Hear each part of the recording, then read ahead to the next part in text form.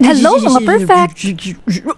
Kinaya ko lang yung 3D. So ito na ang ating mother card! Free editable template na ibebenta mo na naman! Naisip ko lang talaga, ang nanay laging may gustong bilhin yan, pera na lang kulang. So for Mother's Day, the idea is bibigyan mo si mama ng pera. So ang ginawa ko, maliit lang na card kasi pwede mo namang i-edit. At dahil 300 DPI nga ang mga templates ko, may mga kasamang instructions yan for printing. At para naman dito sa mother card, may palatandaan kung saan ka magtutupi. Ginuhitan ko lang ng konti sa harapan tapos itinuloy ko na sa likod para hindi masira yung print. Gupit-gupit lang tapos glue tapos tupi-tupi, ganun. Tapos sa likod pwede mong sulatan ng sorry mama, bili ka ng bagong tinapay. Kasi iba pa rin talaga yung may short sweet message ka tapos may nakaipit na pera, di ba? Kung ako si mama mo, matutuwa talaga ako.